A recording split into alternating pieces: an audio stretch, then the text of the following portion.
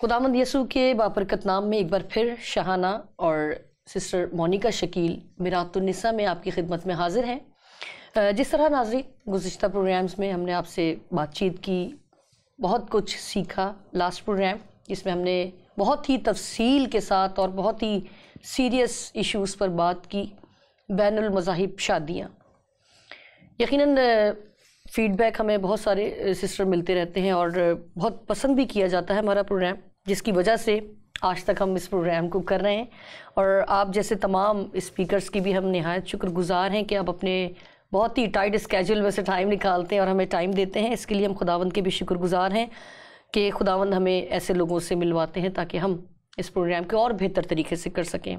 Last programme में sister हमने बात की थी कि गैर कौम के साथ, गैर मज़ाहिब के साथ हम अगर शादियाँ होती हैं, पहले तो हमारा कलाम हमें मना करता है, फिर भी अगर, क्योंकि हमने कलाम से भी बहुत सारे रेफरेंसेस देखे कि खुदा के चुने हुए लोगों से अगर इस तरह की कोताहियाँ, मैं कहूँगी गुनाह, क्योंकि खुदा ने अगर मना किया और वो काम हमने फिर भी किया है तो वो गुनाह के ज़िम्मे में है, तो फिर खुदा ने किस तरह उन्हें सज़ा दी, क्योंकि खुदा का कलाम किसी का तरफदार नहीं है। बिल्कुल। तो मैं ये समझती हूँ कि ये बहुत ही पॉजिटिव बात है कि खुदा अगर मोहब्बत आपसे करता है तो वो आपको सज़ा भी देता है।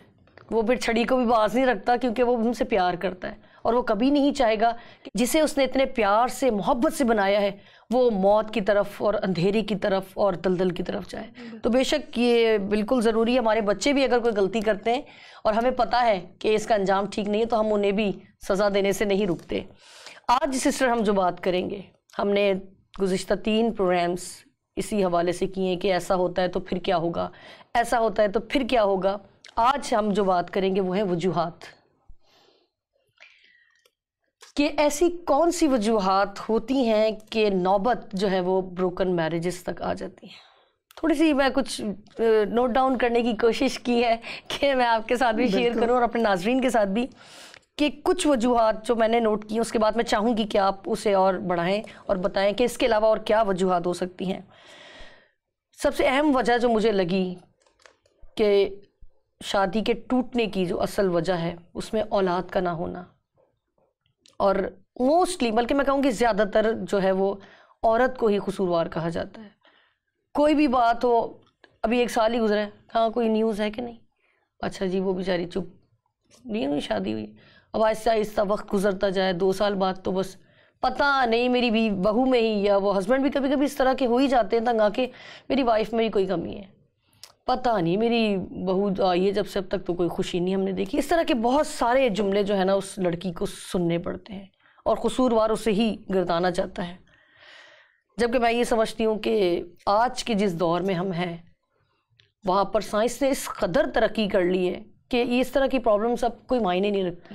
अगर तो खुदा की मर्जी है औलाद होना तो फिर तो आप रोक ही नहीं सकते, और अगर खुदा ने नहीं देनी तो उसके लिए भी आप कुछ नहीं कर सकते।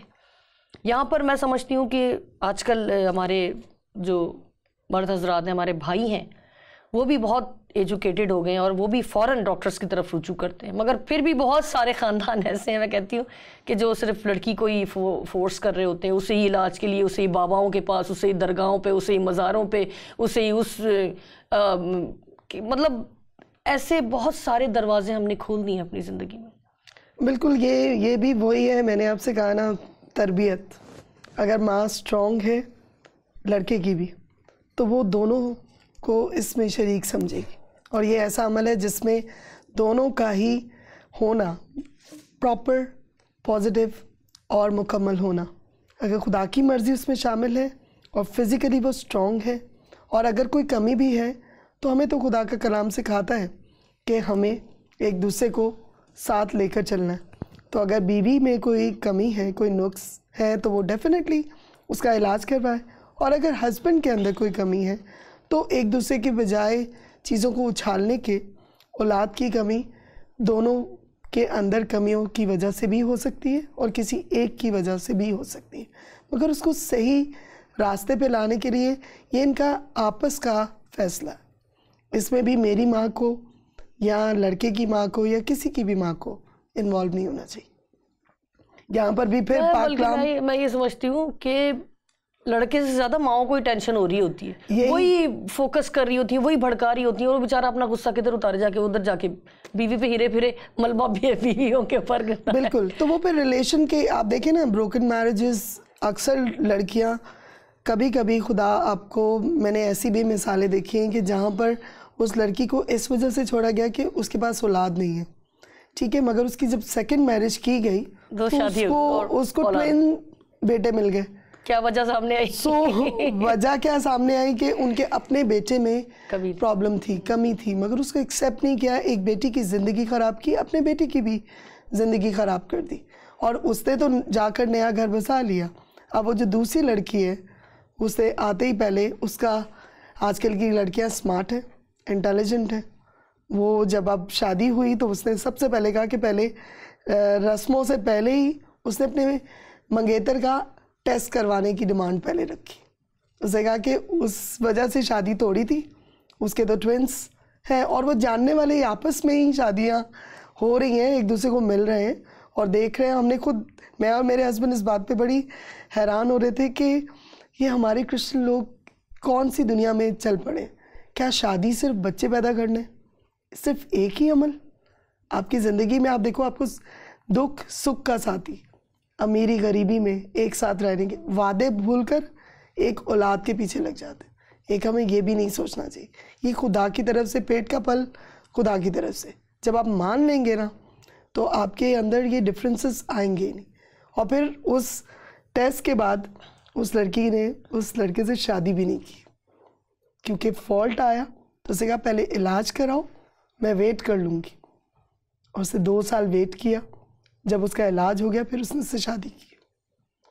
तो अगर आप दूसरे को समझते हैं कि हम ब्लेम करते हैं, और वही माँ जिसने उस बेटी का घर ख़राब किया, मगर उसका घर बस गया, अपने बेटे की शादी के लिए उसको पापड़ बेलने पड़े। बिल्कुल, बहुत ही खूबसूरत बात है वाकई कि अगर हम खुदा के कलाम को रखें अपनी ज़िंदगी में तो ये बातें मायने नहीं रखती। बिल्कुल। मगर क्या करें, रहना लोगों के साथ है तो वो इस तरह के तजुर्बात देख देख के हिकमत अमली मैं कहूँगी कि उस लड़की ने अपनाई है कि ताकि आगे कोई ये प्रॉब्लम ना फेस करनी पड़े। तो ठीक है, अगर इंतज़ार करने के बाद आपको फल मीठा मिलता है तो इट्स ओके। यहाँ पर दूसरी वजह जो मुझे लगती है, कलर कॉम्प्लेक्शन। कलर कॉम्प्लेक्शन बहुत बहुत बड़ी वजह है, क्योंकि जब भी सास से या माँ की बात की जाए तो वो अपने बेटे को नहीं देखेगी कि वो सांवला है या काला है। वो पहले कहेगी, स्पेशल जुमला, बिल्कुल ये स्पेशल जुमला है, वो पहले कहेगी मुझे तो चांद जैसी बहू चाहिए। और अगर साइंटिफिकली अगर देखा जाए तो चांद में भी एक दाग है, तो उसमें भी कहीं ना कहीं दाग वो ढूंढ लेगी बाद में। अल्टीमेटली उसको वही चांद वाली गोरी चिट्टी बहू में भी कहीं ना कहीं दाग नज़र आ जाएगा। मगर वो शुरू में जब जाके बैठेंगी तो वो जो सामने वाली बेटी है जिसके लिए आप रिश्ता देखने जाओगे, उसके लिए कोई अहमियत नहीं होगी, और वो गोरी वाली को पसंद करके आ जाएगी, बोलेगी, डिमांड में रखेगी, मैनू तो तुहाडी वही वाली कुड़ी चाहिए। अब वही वाली कुड़ी ना वो पढ़ी लिखी है, ना वो घरदारी में स्ट्रॉन्ग है, ना उससे बातचीत आती है, कॉन्फिडेंस लेवल उसका ज़ीरो है, मगर क्या कि गोरी चमड़ी है, गोरी है। आगे वो क्या ज़िंदगी में करेगी? आप अपनी कंपैटिबिलिटी, मेंटल कंपैटिबिलिटी नहीं देख रहे, आप ये नहीं देख रहे कि मेरे बेटे के साथ मैच अनमैच रिश्ता तो नहीं मैं बना रही। एक बाद में वही लड़का या लड़की जिसके भी रंग का प्रॉब्लम है, वो बड़ी ना गिल्टी फील करने लगते हैं। किसी पार्टी में जाना, किसी दोस्त की गैदरिंग में बैठना, वो अलग ही लग रहे होते हैं, और बाद में वही चीज़ आपकी प्रॉब्लम क्रिएट हो रही है। और वो फिर ब्रोकन मैरिजेस में आ गया ना, क्योंकि यहाँ पर आ जाएगी जेलसी, यहाँ पर आ जाएगा शक, वो फिर अपनी बीवी को किसी से बात करने नहीं देगा। और आप देखिए, जहाँ भी गोरा और सांवला लड़का या काली लड़की या गोरा, इस तरह के अगर मिसमैच कपल्स बने हैं या ये डिमांड्स पे बने हैं, तो आप देखिए वहाँ पर सब चीज़ें साइड पर हो जाती हैं और उस लड़की की ज़िंदगी अजाब में हो जाती है, क्योंकि वो खूबसूरत है तो इनसिक्योरिटी आ गई मर्द में। तुम इससे बात कैसे कर रही थी, तुम उससे उधर देख क्यों रही थी? अब उसकी आंखों पे भी पाबंदी, उसका सांस लेना भी मुश्किल, उसका किसी से बात करना, टेक्स्ट करना। तो वो जो शक और इनसिक्योरिटी, ये दोनों चीज़ें बन जाती हैं आखिर में कि वो बोल देते हैं कि हम सेपरेट ही हो जाएं तो अच्छा, क्योंकि वो लड़की भी तंग आ जाती है, वो लड़का भी तंग आ जाता है। इसी तरह मैं अगर कलाम की, मुझे बहुत अच्छी एक बात पाक कलाम की एक आयत मुझे याद आ रही है, उसमें खुदा ने लिखा है कि दाना औरत अपना घर बनाती है और नादान उसे अपने ही हाथों से बर्बाद करती है। तो अगर ऐसा हो तो खुदा लिख देता वहाँ पर कि खूबसूरत औरत अपना घर बनाती है और नादान उसे अपने ही हाथों से। तो यहाँ पर आपकी मेंटल कंपैटिबिलिटी को खुदा बता रहा है कि जो समझदार औरत है वो खूबसूरती से तो बहुत सारी चीज़ें ठीक है, चंद दिन उसको चला लेगी, मगर दाना औरत ही अपना घर बनाती है। और जो नादान होगी वो भला बहुत खूबसूरत हो, शायद उसके जैसे हाथ, उसके जैसे पाँव, उसके जैसा चेहरा, उसकी जैसी ब्यूटी नहीं हो, मगर आजकल के लड़के कोशिश करते हैं कि ब्यूटी विद ब्रेन्स, ब्यूटी सिर्फ गोरे रंग में नहीं है, ब्यूटी सामनेपन में बहुत ज़्यादा है। और जो हीरे की कदर जानते हैं ना, उसको तराश भी लेते हैं और उसको परख भी लेते हैं और उसको तराश भी लेते हैं। और आजकल तो इतनी क्रीमें आ गई, जिसको गोरा होना है वो गोरा हो भी जाता है। मेरे ख्याल एक वजूहात पे ही हम बहुत मेरे पास तो लाइन लगी हुई है मुझे इसी की, जिस तरह भी आपने एक्सप्लेन किया। इसके लिए मुझे एक और वजह भी जो है ना इसी सारी डिटेल से मैच होती हुई नज़र आ रही है, एज डिफरेंस। एज डिफरेंस, लड़का बड़ा और लड़की छोटी। और आजकल तो मुझे लग रहा है कि लड़कियां भी बड़ी हो रही हैं शादियां बड़ी लड़कियों की छोटे लड़कों से। उसमें झूठ का अमल ज़्यादा है, क्योंकि मतलब अभी देखने वाली आंख ना रही। नहीं, देखने वाली आंख इसलिए नहीं कि वो डाइटिंग चल रही है, स्लिम है वो ट्रीटमेंट्स बहुत ज़्यादा है, वो 35 की बता रहे हैं, 25 की। तो डिफरेंस जब आप लाते हो, और झूठ। तो आईडी कार्ड जब बना था तो आईडी कार्ड अब आजकल क्या हो रहा है, अभी रिसेंटली हमने सुना है कि किसी के यहाँ कोई रिश्ता लेने गया है तो उसने बाकायदा उस लड़की का शनाख्ती कार्ड मांगा। तो अब आप देखेंगे लोग कहाँ तक चले गए, उनको पता है ना हो क्या रहा है कि वो दुनिया को देखते हुए, माशरे को देखते हुए उन्होंने बोला कि हमारी बेटी ना 26 की है। तो उन्होंने कहा कि अच्छा, बातें चलती रही आपस में, बड़े अच्छे सब चीज़ों में मुत्तफिक हो गए, मगर वो बेटी की, क्योंकि सास की आँख, मुझे ऐसा लगता है माँ की आँख बहुत ज़्यादा ऐसे माइक्रोस्कोपिक आँखें होती हैं, वो आपको जब जाती है तो आपको पूरा डायग्नोस करने जाती है, एक्सरे कर रही होती हैं, तो वो आपकी बाकायदा उम्र, आपका सब सारा स्कैन होकर आ रहा होता है, स्कैन होकर आपको वो मिल रहा होती है, रिपोर्ट मिल रही होती है। तो उन लेडी ने जाकर कहा कि बातें हो गई, सब कुछ खा पी लिया, तो शनाख्ती कार्ड नहीं, हमें लड़की का ना शनाख्ती कार्ड भी दिखाया जाए। अब जहाँ झूठ था वो वहीं पर पकड़े गए, आए बारिश आए, 25 वाली 35 की निकल आई और वहीं पर बात खत्म हो गई। और तो उससे बेहतर है कि आप, जब एज डिफरेंस की बात है, तो अगर ऐसा रिश्ता आ रहा है पहले तो आप मना कर दें। ये तो सबूत पक्के हो ना, सबूत या तो फिर सबूत पक्के कर लें, अपनी बच्ची को 10 साल पीछे कर लें और फिर आगे बताएं। मगर हम लोग मसीही होने के नाते, पाक कलाम पर ईमान, भरोसा, तवक्कुल खुदा पर रखने वाले लोग, जब आप झूठ का सहारा लेंगे तो फिर आगे कामयाबी नहीं मिलती। बिल्कुल सही कहा आपने। यहाँ पर सिस्टर अगला जो पॉइंट है वो है स्टेटस, जो आजकल बहुत ज़्यादा इस पे फोकस किया जा रहा है। खुद आप कुछ भी नहीं है और आप दूसरे से एक्सपेक्ट कर रहे हैं, या आप खुद नहीं है तो एक्सपेक्टेशन इस तरह की लगा रहे हैं कि अमीर से शादी होगी तो बहुत कुछ मिल जाएगा, तो आप थोड़ा बराबरी हो जाए। हाँ, लालची हो गए, मुफाद परस्त हो गए, सोचते हैं कि जो बेटी आ रही है वो सब कुछ लेके आएगी और हमारा घर भर देगी। कुछ लोग तो अपना घर खाली कर लेते हैं, वेट करते हैं और फिर डिमांड्स की लिस्ट जाती है कि ये चीज़ हमें प्रोवाइड की जाए। तो आजकल शादी करना आसान बात नहीं है। तो जितने बेटे बेटियां जो शादी करने के बारे में सोच रहे हैं, वो ये भी सोचें, मेरा ख्याल है कि आगे उनकी भी बेटियां होनी। बिल्कुल, मगर स्टेटस कॉन्शियस होना ज़रूरी नहीं है। आप अपने लेवल के लोगों से शादी करें, ज़्यादा ऊंचे घराने की लेकर आएंगे तो वो वहाँ टिकेगी भी नहीं। ये भी तो हो सकता है ना, हो सकता है उनका स्टेटस हाई और वो लोअर क्लास से ला रहे हो ताकि थोड़ा दबके रहे। अच्छा, कॉन्सेप्ट्स आप सही कह रही हैं, मतलब कॉन्सेप्ट सबके, अभी आजकल माइंड रीड नहीं कर सकते आप। एक जो ज़्यादा अमीर है वो किसी गरीब की बेटी को क्यों लाएगा? शायद उसने नौकरानियों के खर्चे बचाने हो। पहले वो मेरे एक बुजुर्ग हैं, वो कहते हैं कि जाके कहते हैं हम उसको रानी बना के रखेंगे। बिल्कुल। बाद में उसकी रानी से पहले नोक लगा देते हैं जी, तो वो नौकरानी बन जाती है फिर बाद में। बिल्कुल बिल्कुल। और ये आपने सही कहा कि हाँ, इसी तरह क्योंकि मैं मिसाल इसलिए देती हूँ कि मेरे बहुत ज़्यादा लोगों से जब हम काउंसलिंग करते हैं, बात करते हैं आपस में, तो इसी तरह एक रिश्ता था, वो लंदन से वो आए और वो बहुत खूबसूरत उनकी बेटी थी, उनको वही पसंद आई। सारे उन्होंने बोला कि बस अभी जल्दी शादी करनी है, 1 महीने में लड़का आएगा, माँ ने शादी तय कर दी, सब हो गया।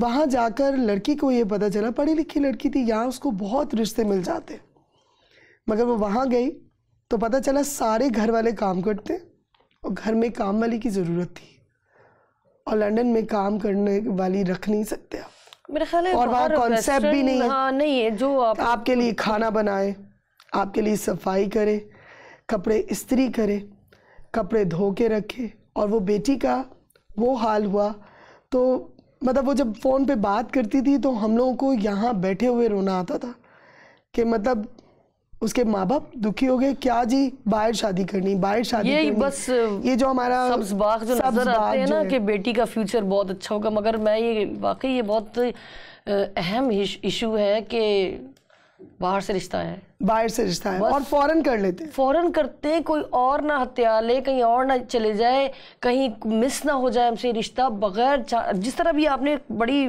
रियल बात बताई है कि वो तो जाने के बाद पता चलेगा। और वो वहाँ गई है तो मतलब वो हैरान थी, अपने घर में भी काम की, उसमें कोई नेगेटिव बात नहीं करी कि ससुराल ने उसके ऊपर वो किया, बट जब यहाँ से आप बता रहे हो कि पढ़ी लिखी लड़की है तो क्या उसका दिल नहीं करता होगा कि वो भी एक अच्छी जगह गई है, अब वो भी साथ जॉब भी कर सकती, मगर उसको वो अपॉर्चुनिटी भी उससे ले ली गई कि तुमने बाहर नहीं जाना, हम तुम्हें सब कुछ ला के देंगे। वो लड़की जो अपनी माँ के साथ जाती थी, खुद शॉपिंग करना, एक लिपस्टिक का कलर तक उसको बताना पड़ता है कि मुझे ये कलर ला दे, कि उसको जाने की बाहर इजाज़त ही नहीं है। तो मतलब इस तरह के माँ बाप आप कैसे रिश्ते जोड़ते हैं? सोचते नहीं है कि आपकी बेटी, आपकी अपनी बेटी, एक तो आप बहुत दूर भेज रहे हैं सिर्फ इस वजह से कि वो बाहर चली जाएगी, बाहर जाकर उसके साथ हो क्या रहा है। वाकई पेरेंट्स को बहुत अहम किरदार है इस मामले में, उन्हें समझने की और छानबीन करने की बहुत शदीद ज़रूरत है आज के दौर में, स्पेशली मैं तो, बल्कि हर दौर में ही बेटियां हमारी हैं ही इतनी कीमती, इतनी अनमोल कि एक जिगर का टुकड़ा जो है ना, बाप की लाडली माँ की, मैं कहूँगी कि सहारा माँ का, इतनी दूर भेजना और बग़ैर, और देखें फिर आप भी तकलीफ़ में ना, आप भी सुन के आपकी भी आंखों में आंसू, हर पल आप यही सोच के यार मेरी बेटी ने खाना भी खाया है कि नहीं, पता नहीं उसको कहीं बुखार तो नहीं है, वहाँ की ठंड उससे बर्दाश्त है कि नहीं, और उस कंडीशन में आप मतलब ऑफ नहीं है, बिल्कुल ऑफ है ही नहीं आपकी लाइफ में। और फिर देखिए ऐसी शादियों में ऐसा नहीं होता कि माँ बाप को कोई आगे कोई फ़ायदा मिल रहा होता है। अब वो लड़की कभी अपने माँ बाप के पास दोबारा विजिट नहीं कर पा रही। हाँ, तो वो घर के काम कौन करेगा? वो एक वक्त का खाना ना पके तो मतलब टेंशन, कपड़े प्रेस क्या कौन करके देगा, सफाई कौन करेगा, डिश वॉशिंग, मतलब इम्पॉसिबल है कि वो वापस आ सके। बिल्कुल। और कोई अगर हादसा ही खुदा ना करे हो तभी ये पॉसिबल है, अदरवाइज जिंदगी में तो नहीं आ सकती वापस। हो गॉड। खैर बहरहाल ये बहुत ही मैं कहूँगी तकलीफ दे इशू है यहाँ पर। सिस्टर अगला जो मैं बात करना चाह रही हूँ, अभी तो हमने स्टेटस की बात की, अब मैं एजुकेशनली जो स्टेटस है ये भी ब्रोकन मैरिजेस का सबब है। ये मैं इसमें पार्शली एग्री करूँगी क्योंकि फुली नहीं हो सकता, क्योंकि मैं अपने घर की मिसाल दूँगी कि मेरी अम्मी ने जब मेरे डैडी से शादी की थी तो उन्होंने इंटरमीडिएट किया हुआ था और मेरी मम्मी बिल्कुल मैट्रिक भी नहीं किया उन्होंने, मगर उनकी ख्वाहिश थी कि उनके हस्बैंड जो है ना वो अगर ख्वाहिश करते पढ़ने को तो शादी के बाद भी मेरे डैडी ने अपनी ग्रेजुएशन मेरे भाई के होने के बाद भी जारी रखी हुई थी और ग्रेजुएशन की। ज़बरदस्त। तो मेरी मम्मी ने मतलब जो चीज़ वो खुद नहीं कर पाई उन्होंने अपने हस्बैंड को सपोर्ट किया, फुली सपोर्ट करके।